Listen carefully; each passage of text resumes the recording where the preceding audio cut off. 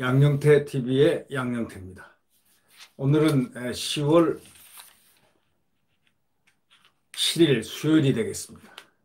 오늘 그 맨 첫 순서로 이 동아일보의 송평인 논설위원이 쓴 그 글이 하나 아주 눈에 벌쩍 띕니다. 제목이 조선 제일 뻔뻔녀입니다. 조선 제일 뻔뻔녀.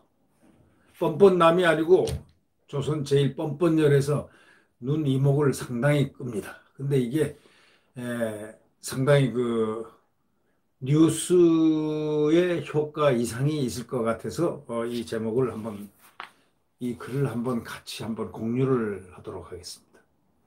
이 송평인 동아일보 논설위원이 이렇게 썼습니다. 시작을 지난해 10월 3일에 100만 명이 모인 광화문 집회로 조국 당시 법무장관의 사퇴를 이끌어냈다. 이렇게 서두를 꺼냈습니다. 조국 퇴진 시위를 한 날이죠. 네. 사퇴 후의 상황은 어처구니 없는 방향으로 흘러갔다. 또 이렇게 얘기합니다. 네. 사퇴 후의 상황은 어처구니 없는 방향으로 흘러갔다. 조선 제일 위선남을 몰아냈더니 조선 제일 뻔뻔녀가 왔다. 이 말이 아주 기가 막힙니다. 국민이 이제 지난 10월 3일 날 조국 퇴진 시위를 했지 않습니까? 그때 한 100만 명 이상이 인파가 모였다고 들었습니다.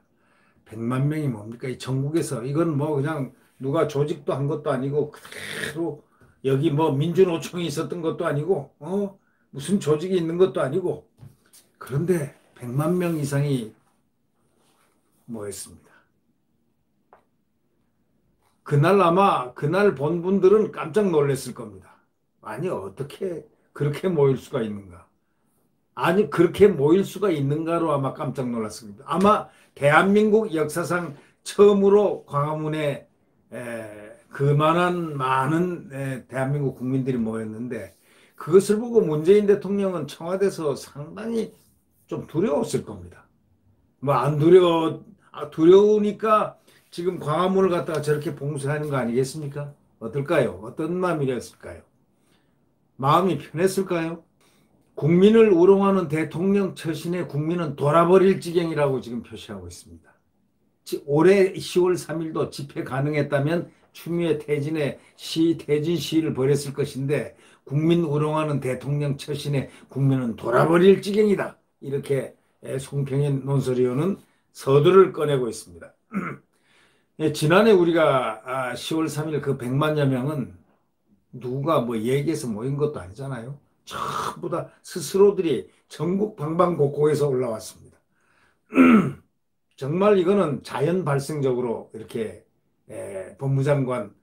당시 법무장관 조국 사퇴를 이끌어낸 겁니다. 사퇴 후의 상황은 어처구니 없는 방향으로 흘러갔습니다.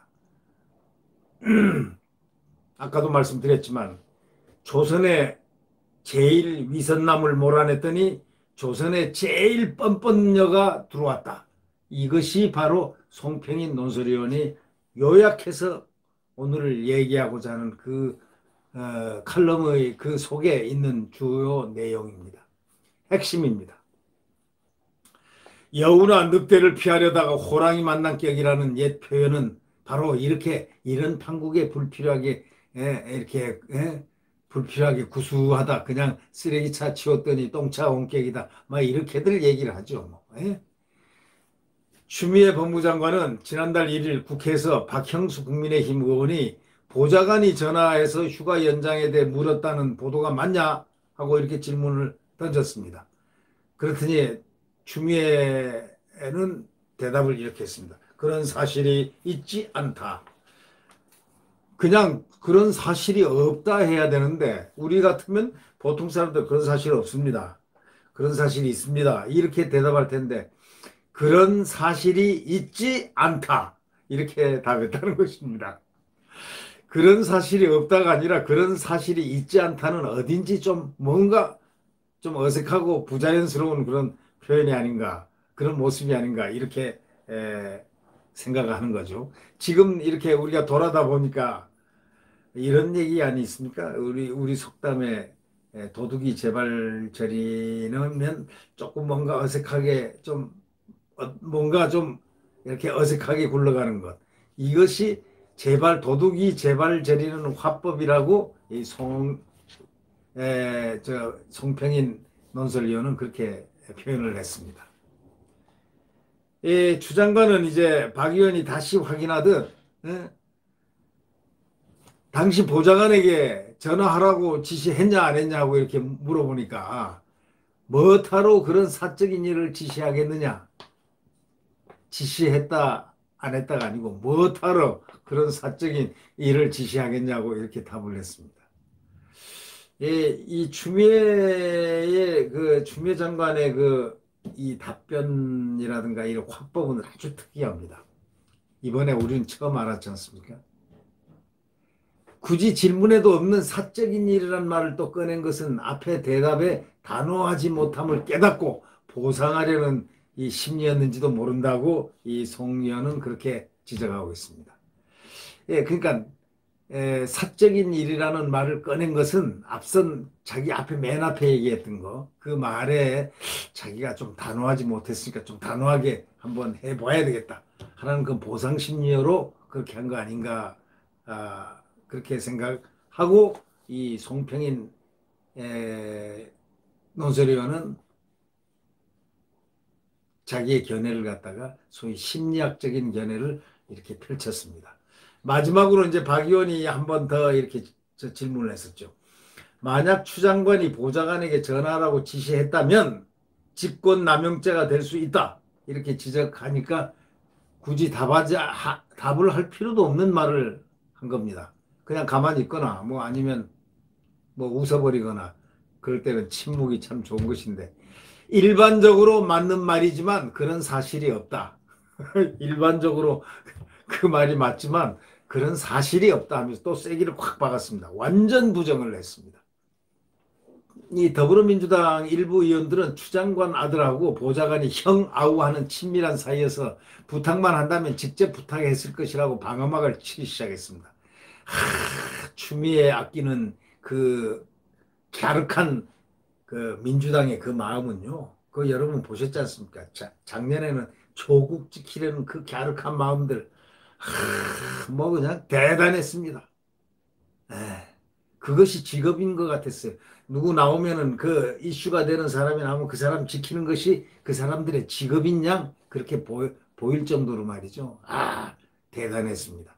근데 이번에도 보니까 추 장관 지키려고 정신들을 못 차리는 그런 모습들을 우리는 작년하고 금년을 보면서 데자뷰라는 게 이럴 때가 데자뷰구나. 조국 데자뷰가 이 추미애 데자뷰구나. 전후 법무장관, 전직 현직 법무장관 이제 곧 후가 되겠죠. 전후가 곧 될 가능성이 있습니다. 네.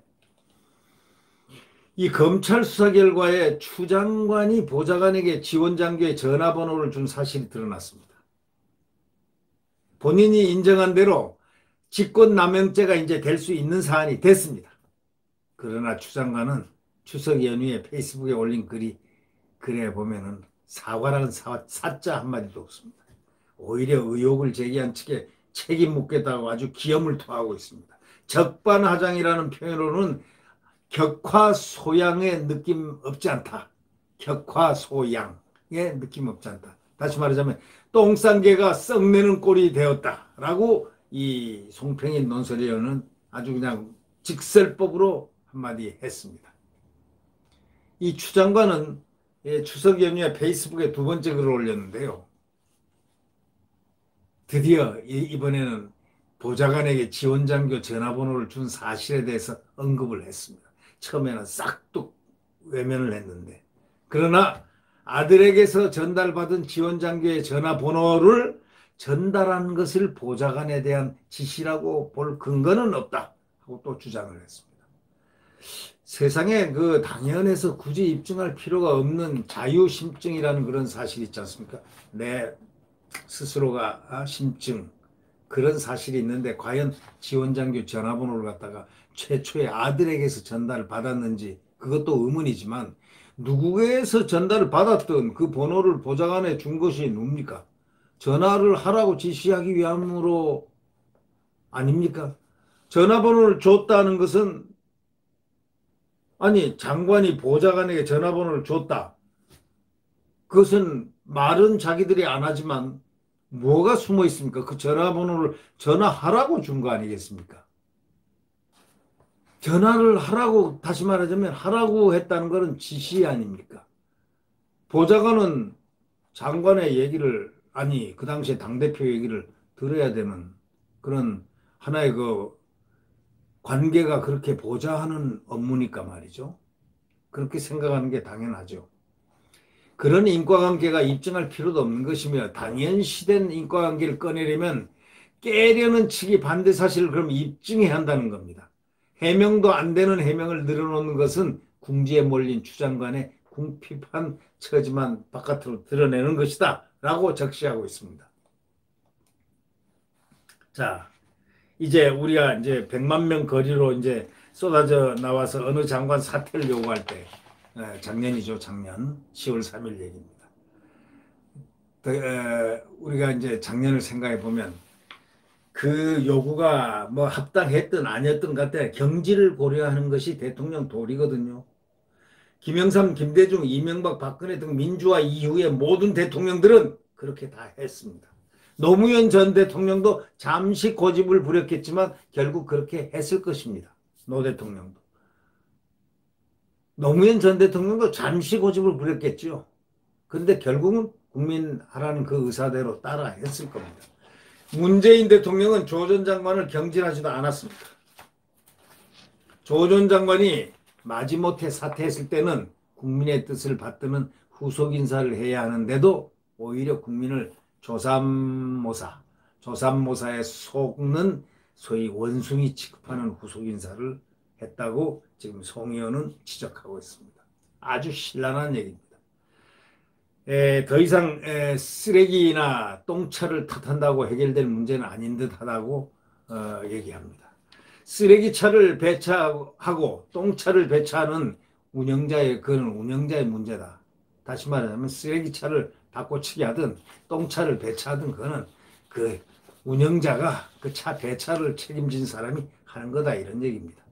문 대통령은 조 전 장관 사퇴 이후에 그를 향해서 마음의 빚을 졌다는 그런 대답을 했지 않습니까? 왜냐하면 연초 최초 기자회견이 1월 17일인가 언제로 기억이 됩니다. 근데 그때 이어가지고 추 장관에 대해서는 청와대에서 열린 권력기관 개혁에 여러분들 보셨겠지만 그 TV에 나오는 그 장면을 한번 보셨죠? 같이 함께 탁 나옵니다. 보무도 당당하게 탁 나옵니다. 대통령도 보무도 당당.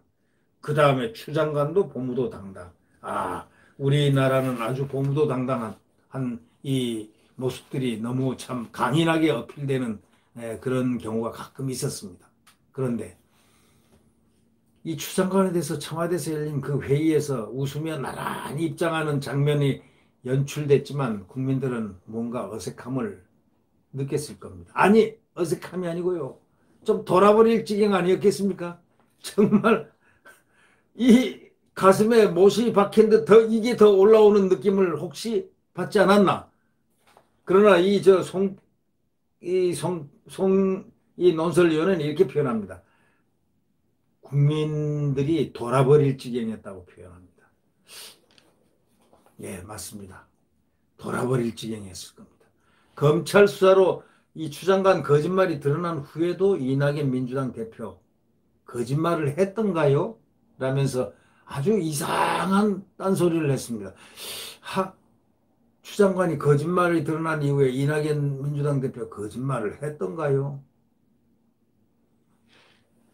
그러니까 여권에서 비교적 가장 합리적인 축에 속한다고들 사람들이 평을 합니다. 이 송평인 의원도 이 지금 동아일보 기자 후배 출신이고 이낙연 씨는 동아일보 선배 출신 아니겠습니까? 동아일보 기자 출신입니다. 동경특파원도 하고요. 근데 이런 분이 이런 정도로 거짓말을 했던가요? 알면서 만약에 거짓말을 했던가요? 라고 얘기한다면 음흉하다고 사람들이 얘기할 수가 있죠. 근데 진짜 모르고 거짓말을 했던가요? 라고 얘기하면은 이분은 어떻게 시대가 어떻게 돌아가는 줄 모르고 지금 국민의 그 이슈가 돼 있는 어, 지금 추미애에 대해서 관심이 없는 모양이구만. 아니면은 어떤 경우는 아니 어떻게 저렇게 양심 없이 저 사람도 변했나? 저 이낙연 민주당 대표도 대표되더니 완전히 사람이 변했네 하고 평가를 이렇게 저렇게 저렇게 평가를 내리겠죠.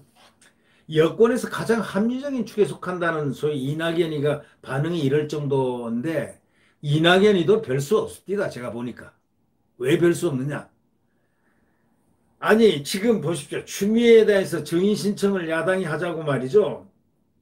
국민의 이슈가 된 거니까 증인이란 건 국감의 증인이란 게 뭡니까?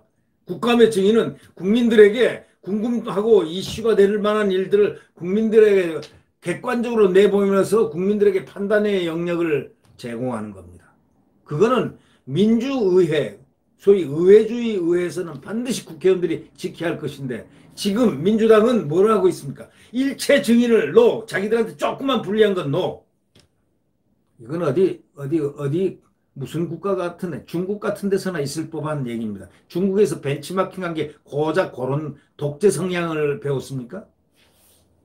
증인을 갖다가 왜 안 세웁니까? 예를 들면 채널A 사건의 한동훈 검사장 당연히 증인 세워야죠. 법제사법위원회에서 예를 들면 자 국방위원회에서 지금 추미애 장관과 관련된 그 아들 그 다음에 문제 제기를 했던 현모 일병, 현모 병장, 현땡땡, 그리고 거기 검사들, 거기 저 수사검사들, 또 거기에 뭐 등등 많이 있지 않습니까? 김대희, 김모대희, 또 뭐 이모 상사, 그 다음에 이모 중령, 핵심 키를 갖고 있는 사람들이 있지 않습니까? 아, 당연히 불러야죠. 지금도 그 추미애 장관이 그 동부지검에서 무혐의 처리했다고 이게 끝난 게 아닙니다. 국민들은 더 지금 화가 나 있습니다. 그러니까 국민의 관심을 끊는 문제를 빨리 해소하기 위해서 국회에서 같이 증인을 데려와야 되는 건데 이걸 안 데려오는 사람이 바로 이낙연이 아닙니까? 그런데 이 사람이 이낙연이라는 사람을 우리가 볼 때 가장 합리적으로 봤거든요. 그래도 여당에서는 이제 송평인 의원이 말한 바와 비슷합니다. 아, 그래도 여당에서는 제일 합리적이다 했는데 보니까 이분이 여당 대표, 당대표를 딱 맡으니까 이해찬이하고 진배가 하나도 없어요. 이해찬 씨는 아주 노골적으로 까놓고 딱딱 이거다 저거다 했지만 이분은 아닌 척하고 이러면서 딱 아닌 척하면서 뚜꺼비처럼 쾅 이러고 있습니다. 그 모습의 가장 대표적인 예가 증인을 갖다가 자기 당 민주당에서 다 거부하고 있습니다. 그건 당대표의 의중입니다. 당대표가 그러지 말고 그 증인 내라 하면 그 한마디로 끝입니다. 근데 당대표의 바람이 지금 당대표가 지금 리더십이 그렇게 작동되는 겁니다. 그래서 지금 이낙연이 대통령이 되면 저 사람이 저런 신념을 가지고 하겠느냐라는 그런 문제 제기가 지금 국민들 사이에 되고 있는 겁니다. 아, 이낙연의 본질이 저러저러했구나. 지금 알게 된 겁니다. 이 민주당이 지금 민주당의 표상은 지금 이낙연입니다. 근데 한편 또 이런 생각도 해보지 않습니까? 이낙연이가 후보된다는 법이 어디 있습니까? 지금 김경수 뭐 신문에서 환호하는 사람 딱 나오면 그 다음날 문제가 좀 복잡해질걸요? 그때 가서 뭐 이러고 저러고 한다고 국민들이 보겠습니까? 지금 저분은 참 의회주의자로서 또 전남지사도 하고 의회주의도 하고 의회주의자로서 국회의원도 한 3번인가 하고 또 더더욱이 동아일보 기자를 하면서 특파원도 하고 해서 상당히 머리가 이 의식구조라든가 보는 시야가 상당히 괜찮다. 그랬던데 총리를 딱 하고 난 다음부터 그 다음부터는 완전히 따라하기를 앞서서 알아서 더 기기를 하더니 당대표가 됐어요.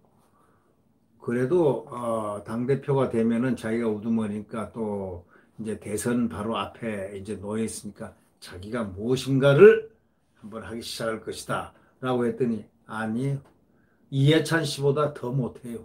못하다는 것은 일을 못한다는 게 아니고 더 합니다. 어떤 면에서 아니 증인을 안 내겠다고 그냥 빡빡 우기는 저렇게 당대표가 어디 있습니까? 세상에. 아니 이슈가 된 거. 지금 추 장관 지금 이슈가 됐는데 증인을 안 내겠다 하나도 안 내겠다는 거 한 명도 다 거절합니다. 예. 그러니까 국방위원회 그 간사인 한기호 그 중장 출신이죠. 화가 나니까 참을 수가 없으니까 간사 안 해 하고 그냥 잡아치우고 나가버렸죠. 지금 이것이 정상적인 국회의회입니까? 바로 이걸 갖다 누가 이렇게 핸들링하고 있느냐. 이 여당 당대표인 이낙연이 하고 있는 겁니다. 이낙연의 모습은 이제 국민들한테 딱 심판이 되고 있는 바로 심판대에 올라 있습니다. 여권에서 가장 합리적인 축에 속한다는 사람의 반응이 거의 이 정도다 이거죠. 네. 결국 이렇게 정치를 하기 위해서 서로 이렇게 공유를 하면서 국회의원도 하고 뭐 지사도 하고 뭐 총리도 했다는 분이 다 야당도 조금 합리적으로 이렇게 아우를 줄 알았는데 전혀 아니었다는 겁니다. 최소한의 사실마저 인정되지 않고 있는 바로 이런 상황. 이 상황을 지금 동아일보 후배 논설위원이 지적을 하고 있는 겁니다. 이낙연에게 뭐라고 그러냐면 말로 하는 정치를 위해서 여야가 공유를 해야 할 최소한의 사실마저 인정되지 않고 있다. 추 장관의 거짓말이 드러난 후에도 이낙연 민주당 대표가 거짓말을 했던가요? 라고 의문스러운 딴소리를 했다는 겁니다. 여권에서 가장 합리적인 축에 속한다는 동아일보 선배 기자가 한다는 말이 그냥 반응이 고작 이렇다는 이런 말이죠. 말로 하는 정치를 위해서 이야기의 일을 갖다 서로 공유를 할 때는 최소한 사실마저 서로 인정을 해야 되는데 인정도 안 하고 있다 이런 얘기입니다. 개탄하는 겁니다. 언론의 비판도 통하지 않을 때 국민이 직접 나설 수밖에 없습니다. 이 언론이 비판이 받아들여지고 하는 사회 같으면 언론이 전부 다 이렇게 포괄해서 하기 때문에 그러면 괜찮은데 언론까지 통용이 안 되고 만약에 이렇게 막혀버리면은 소위 언로가 막혀버리면 말이죠. 국민이 직접 나설 수밖에 없습니다. 그걸 갖다가 지금 지적하고 있습니다. 언론의 비판도 통하지 않을 때는 국민이 직접 나설 수밖에 없지만 현명한 국민들은 요즘 말이죠. 방역을 망친다는 빌미를 주지 않기 위해서 분노를 섞이면서 10월 3일 날 광화문 집회를 참았다는 얘기입니다. 바로 그 얘기를 지금 딱 내놓고 있습니다. 그러나 집권 세력 머릿속에서는 1년 전과 같은 광화문 집회 그게 열려가지고 사퇴하라 하야하라 이런 요구가 하늘을 찌르면 청와대에 들리지 않습니까? 광화문에서 함성이요. 청와대 다 들립니다. 그 청와대에 가보신 분들은 아마 다 압니다. 이 청와대에서는요. 그쪽에서는 말하는 막 국민들이 함성을 지르고 하면 광화문에서 한 거 다 들립니다. 아주 정통으로 에코까지 됩니다.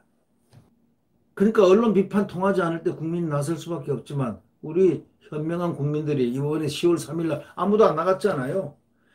갔더니 재인산성을 쌓아놨더라 이겁니다. 아침 7시부터. 완전히 기네스북에 올랐을 겁니다.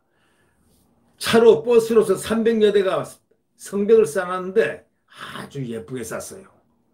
아주 예쁘게 쌌어요. 그리고 광화문에서부터 시청까지 그 넓은 자리들을 전부 다 11,000명이라는 병력이 투입돼. 그 병력 경찰 병력입니다. 이거는 사단급 규모입니다. 이 세상에 대한민국이 건국 이래 처음일 겁니다. 광화문에 그 많은 병력이 투입된 거. 그리고 그 많은 차량 성벽을 쌓고 한 거. 이 정부 들어서 대단합니다. 완전 봉쇄를 했습니다. 봉쇄령입니다. 위수령입니다. 계엄령입니다. 그렇게 표현하는 사람들이 얼마나 많았습니까? 문재인 대통령 참 무섭습니다. 저분이 있죠. 부드럽다고 생각했죠. 저는 참 부드럽다고 생각했습니다. 근데 제가 머리가 굉장히 나쁘다는 걸 느꼈습니다. 이 문재인 대통령이 머리가 좋다는 건 아는 거는 뭐 변호사니까 머리가 좋겠죠. 사법시험도 치고. 근데 저는 어떻게 생각했냐면 문재인 대통령을 보통 사람의 아주 친절하고 아주 좀 이런 분들, 머리는 좋지만 이런 분들이다. 아주 사람이 인자하게 보인다. 뭐 이런 생각들, 인상들을 가졌지 않습니까? 그리고 그때 한번 돌이켜 생각해 보십시오. 대통령 되기 전까지는 매일 웃지 않습니까? 화나는 모습 본 적 있습니까? 근데 지금 이 모습들을 보십시오. 무슨 계엄 사령관이 무슨 계엄 선포를 한다든가 아니면은 뭐 아주 혁명군 사령관이 말하는 것처럼 무서울 때가 이런 표정을 지을 때가 있습니다. 그게 뭐냐면 지금 대통령이 그렇게 보이면 그렇게 좋을 이유는 없죠. 대통령은 그냥 보통 평상심으로 얘기를 하고 평상심으로 하고 구체적인데 너무 가까이 그 뭐 광화문 집회 뭐 이번에도 엄중히 하라 잘했다 이렇게 얘기하는 대통령이 과거에 하나도 없었다니까요. 몰라요. 뒤로는 했는지 모르지만 그렇게 들으라고 한 적이 없었죠. 하기야 뭐 의사하고 간호사를 갖다가 하면서 의사를 하고 간호사를 둘이 이렇게 분리시키는 그런 말도 공개적으로 했었던 분이니 더 이상 뭐라고 얘기하겠습니까? 집권 세력의 머릿속에는 1년 전에 광화문 집회가 열려가지고 사퇴와 하야 요구가 하늘을 찌르는 그런 상상이 펼쳐졌을지도 모릅니다. 그러니까 경찰 차벽으로 소위 말해서 재인산성이라는 걸 쌓은 거 아니겠습니까? 아침 7시부터 저녁까지. 세상에 그런 적이 없습니다. 언론에 났지 않습니까? 기자들도 거기 가려고 저기 서소문에서 어디까지 걸어가는데 저 뭐 문화일보에 그 이현종 논설위원이 아마 그의 칼럼에서 제가 본 것 같은데요. 그분은 아주 사람이 이 기자지만은 아주 정의롭습니다. 반듯합니다. 절대로 이렇게 외길로 돌아가거나 이러지 않고 반듯하게 판단하고 반듯하게 정의롭게. 왜 제가 잘 아냐면 그때 당시에 옛날에 패널을 같이 많이 여러 번 해봤는데 참 마음으로 패널을 같이 하면서도 참 훌륭하다. 논지가 뚜렷한 그 기자, 정말 언론사 기자는 저렇게 해야 되나 보다 하는 그런 생각을 가질 정도로 그렇게 훌륭한 분인데 그분이 쓴 글에서 이런 게 있더라고요. 6번이나 검문을 당했다는 겁니다. 서대문에서 어디까지 가는데. 그럼 6번 검문 당했는데 가방 속 뒤지작하고 말이지. 뭐 그냥 완전히 뭐 깜짝 놀랐다는 거죠. 이것이 대한민국 백주의 하늘에 지금 서울 광화문에서 일어났던 일입니다. 그러니까 경찰 차벽으로 이 재인산성이라는 걸 쌓아놓고 이 지금 대한민국 국민에게 방역을 빌미로 해서 그렇게 해놨는데 정작 방역을 하려면 그때 서울대공원에는 차량만 해서 6,500대가 모였다는 거 아닙니까? 차량이. 차가 그렇게 많이 모였다는 겁니다. 6,500대죠. 6,400대인가요? 500대인가요? 하여튼 차량이 그렇게 있고 사람이 몇만 명이 거의 수만 명이 들어갔는데 거기 따닥따닥 매표사인데 따닥따닥 다 붙어있고 어린이부터 남녀노소가 다 있었다나 하면은 코로나가 어떻게 됩니까? 그게 방역의 비교 아닙니까? 자, 명동 한번 가보십시오. 명동 얘기가 많이 나왔잖아요. 바로 광화문 가까운 명동에는 바글바글 했다는 거 아닙니까? 그러니까 경찰 차벽으로 재인산성을 쌓은 이유는 집회를 자유국민들의 집회를 막기 위해서 했다는 그 얘기가 바로 방역이 아니었다는 그 얘기가 설득력을 갖기 시작하는 겁니다. 왜 비교가 되니까. 정작 막아야 될 건 공원을 막아야 되고 오히려 그런 데를 다 막아야 되는데 온 공원들이라고는 공원 막 바글바글바글 왜 못 가게 하니까 성녀도 못 가게 하고 다 막아놓으니까 예? 다 글로 가죠. 아니, 성녀를 못 가게 해놓고 말이지. 예? 강경화 장관 남편은 요트 사러 미국을 가고 말이죠.